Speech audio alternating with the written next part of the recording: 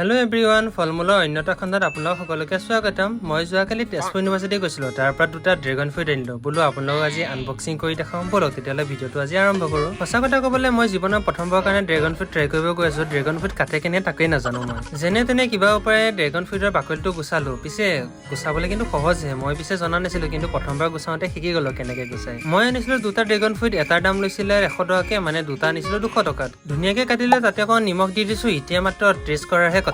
জীৱনত প্ৰথমবাৰৰ কাৰণে ড্ৰেগন ফ্ৰুইট ট্ৰাই কৰিছোঁ দেই। ইমান দামী ফল প্ৰথমবাৰৰ কাৰণে টেষ্ট কৰিছোঁ। কৰিলৈহে গম পাইছোঁ একদম কি ক'ম আৰু, আশাত চেঁচা পানী বুজিছেই নহয়। তাতে আকৌ খাওঁতে হাতৰ পৰা এটকা পৰি 10 টকা লোকচানেই হৈ গ'ল। মই বোলো এতিয়া ভণ্টিৰ ৰিয়েকশ্যন চাওঁ। তাইক কোৱা নাই, পিছে মনে মনে তাই খাবলৈ ক'লোঁ। তাই খাই লৈ কি কৰিছে অৱস্থা চাওকচোন। एक काम कर 200 रुपए दे और 50 रुपए काट ओवर एक्टिंग की वजह से। জিনছু, ধনশ্ৰী, মাধুৰ্য, দাৰ্চিল, মুনিন, মনমথ, জ্যোতিকা, তোমালোকৰ খবৰ কেনেকুৱা? আজিলৈ এৰিছোঁ দেই, বাই।